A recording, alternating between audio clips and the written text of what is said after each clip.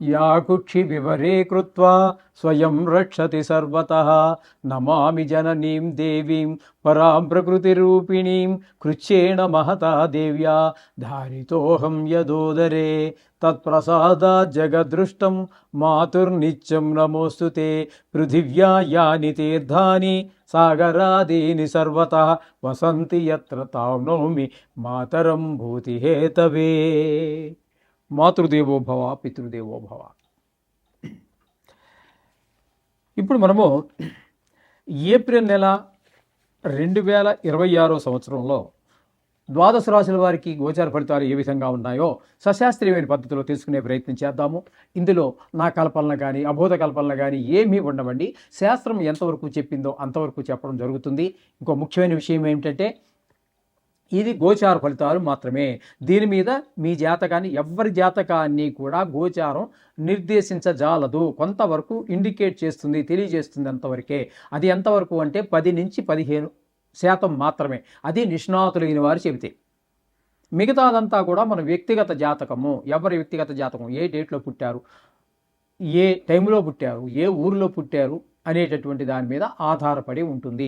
అది 100% ఇది ఒక 15 వేసుకోండి. 75, 80, 90 ఇంకా 100 పాళ్ళు కావాలంటే బ్రహ్మదేవుడు తప్పితే మరి ఎవ్వరూ కూడా దాన్ని కరెక్ట్గా చెప్పలేరు. కాబట్టి దీని గురించి ఊరికే కంగారు పడిపోక్కర్లేదు. 4 గ్రహాలు ఎక్కువగా ఉన్నాయని సంతోషపడవలసిన పని లేదు. అందుచేత ఇంకోటి ఏంటంటే నేను ఇందులో మిమ్మల్ని భయపెట్టేసి ఏదో చేసేయాలి, జపాలు పెట్టేయాలి అని అటువంటి ఏవో ఆలోచనలు కానీ దుష్టాలోచనలు కానీ లేదు. మిమ్మల్ని సంతోషపెట్టడం కోసం, మిమ్మల్ని ఇంప్రెస్ చేయడం కోసం, మీకేదో ఒక లేడీ వచ్చేస్తుంది, 10 కోట్లు వచ్చేస్తాయి ఈ సంవత్సరంలో, నాది గ్యారంటీ, రాసి పెట్టుకో, ఇలాంటి మాటలు ఎక్కడా శాస్త్రంలో ఏ శాస్త్రకారుడు చెప్పలేదు. నేను చెప్పను. మీరు అది చెప్పేవారు చెప్తారు. వారికి ఎక్కడో ఏదో ఆధారం ఉండొచ్చు అని అనుకుంటాను. అయితే మా దగ్గర అయితే అది లేదు. నాకు తెలిసినంత వరకు లేదు ఎక్కడా కూడా. ఒకవేళ ఉందేమో తెలియదు పూర్తిగా. 100% పాళ్ళు పూర్తిగా 199% నాకు తెలిసినంత వరకు ఎక్కడా ఏ విధమైనటువంటి ఈ గ్యారంటీలు రాసి పెట్టుకోవడాలు ఇవేమీ లేవు. సింహరాశి వారికి ఏప్రిల్ నెల 2026 సంవత్సరంలో గోచార ఫలితాలు ఏ విధంగా ఉన్నాయో సశాస్త్రీయమైన పద్ధతిలో మనం తెలుసుకునే ప్రయత్నం చేద్దాము. ఇక్కడ జన్మంలో కేతువు ఉండటం అనేటటువంటిది అంత శుభ ఫలితములను ఇవ్వజాలదు.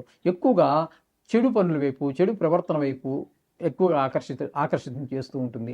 ఇంతకుముందు ఏమాత్రమైనా ఉన్నట్టయితే అలవాట్లు, ఆ వాసనలు ఏమైనా ఉన్నట్టయితే మళ్ళీ వాటిలో పునఃప్రవేశం చేయడం జరుగుతూ ఉంటుంది. అంచేత ఈ కేతుతో కొంచెం జాగ్రత్తగా ఉండవలసినటువంటి విషయం. ఇకపోతే 7వ స్థానంలో రాహువు, బుధుడు, కుజుడు ఒక 2 రోజుల పాటు, బుధుడేమో 9 రోజుల పాటు ఉన్నారు. ఇక్కడ ఒక్కొక్క గ్రహం గురించి చెప్పుకుందాం. రాహు నెలంతా ఉన్నాడు. ఇక్కడ 7వ స్థానంలో రాహు ఉండటం వల్ల భార్యాభర్తల మధ్యన ఒక మాట పట్టింపులు వచ్చే అవకాశం ఉంటుంది. వాళ్ళిద్దరికి పెడమొహంగా ఉండే అవకాశం ఉంటుంది. ఈ బుధుడు 7వ స్థానంలో ఉండటం వల్ల కొంత ఆ పరిస్థితిని చక్కదిద్దే ప్రయత్నంలో భార్యాభర్తల మధ్యన అనుకూలత ఉండే అవకాశంగా ఆయన ప్రయత్నం చేస్తూ ఉంటాడు.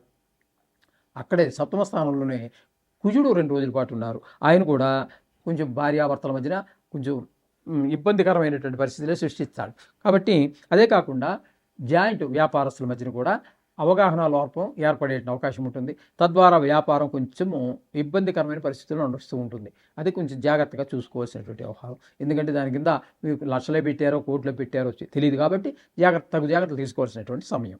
ఇకపోతే 8వ స్థానంలో శని, రవి, కుజ, బుధ 4 గ్రహాల యొక్క సంచారం జరుగుతోంది. ఇక్కడ శని నెలంతా ఉంటారు. కాబట్టి దీన్ని అష్టమ శని అంటారు. ఈ రాశి వారికి, సింహరాశి వారికి అష్టమ శని అనేటువంటిది మిగతా 5 రాశుల్లో బాగా ఇబ్బంది పెడుతూ ఉంటుంది. 4వ స్థానంలోను, 8వ స్థానంలోను, అలాగే 12, 1, 2 స్థానాల్లో ఎక్కువ ఇబ్బంది పెడుతూ ఉంటుంది. కాబట్టి ఇక్కడ 8వ స్థానం కాబట్టి కొంచెం ఆయుస్థానం అంటారు. ఇది కొంచెం ఆలోచించవలసినటువంటి విషయము. చాలా జాగ్రత్తలు తీసుకోవాలి. యాక్సిడెంట్స్ అవి అవ్వకుండా ఆరోగ్యపరమైన జాగ్రత్తలన్నీ కూడా తీసుకోవాల్సినటువంటి సమయం 8వ స్థానంలో శని ఉండటం అనేది. అలాగే రవి 14వ తారీఖు వరకు అక్కడ ఉంటారు. ఆ రవి 8వ స్థానంలో కానీ తదుపరి ఆయన 9వ స్థానంలో ప్రవేశించి నెలంతా ఉంటారు. అక్కడ 2 స్థానాల్లోనూ కూడా రవి మీకు పూర్తి ప్రతికూలుడే. అలాగే కుజుడు ఇక్కడ మనం చెప్పుకున్నాం కదా ఇందాక 7వ స్థానంలో 2 రోజులే ఉన్నారు. 8వ స్థానంలో కుజుడు మిగతా నెలంతా అక్కడ ఉన్నారు. ఆయన కూడా ప్రతికూలమైనటువంటి ఫలితాలు ఎక్కువగా 4 గ్రహాల యొక్క ఒక్క బుధుడు అనుకూలంగా ఉన్నాడు కానీ అంటే ఒక 21 రోజులు 22 రోజుల పాటు మిగతా 3 గ్రహాలు శని రవి కుజ 3 కూడా తీవ్ర స్వభావం కలిగినటువంటి గ్రహాలు హిందూ స్థానంలో ఉండటం ద్వారా చాలా జాగ్రత్తగా ఆరోగ్య విషయంలో మనం వాహనం నడిపేటప్పుడు కారుగా 2 వీలర్ కావచ్చు లేదా 4 వీలర్ కావచ్చు తగు జాగ్రత్త తీసుకోవాల్సినటువంటి అవసరం ఎంతైనా ఉన్నది. ఇకపోతే 9వ స్థానంలో రవి ఒక 15 రోజులు ఉన్నాడు. 9వ స్థానంలో శుక్రుడు 19 రోజులు ఉంటాడు. కాబట్టి ఇక్కడ శుక్రుడు 19వ తారీఖు వరకు ఉన్నది మీకు అనుకూలమైన ఫలితమే ఇస్తూ ఉంటుంది. ఇకపోతే రవి 9వ స్థానంలో ఉండటం పితృకారకుడు, ఆయన పితృస్థానంలోనే ఉంటున్నాడు కాబట్టి కొంచెం తండ్రి గారి యొక్క ఆరోగ్య విషయంలో తగు జాగ్రత్త తీసుకోవాలి. గుళ్ళు గోపురాలకు వెళ్ళడానికి ప్రయత్నం చేయండి. కొన్ని సందర్భాల్లో వీలు పడకపోవచ్చు. ఒకవేళ వెళ్ళినా కూడా అక్కడ మీరు ఇబ్బందులు పాలయ్యే అవకాశం కూడా కల్పించే అవకాశం ఉంటుంది రవి మీకు భాగ్యస్థానంలో ఉండటం మూలన. ఇకపోతే శుక్రుడు భాగ్యస్థానంలో 19వ తారీఖు అనుకూలుడు. తదుపరి ఆయన వృషభంలో ప్రవేశిస్తూ ఉన్నారు. అంటే ఇక్కడ మనకి ఈ ఈ సింహానికి మనం తీసుకున్నట్టయితే దశమ స్థానం అవుతుంది. ఆ దశమ స్థానంలో కూడా శుక్రుడు అనుకూలుడే.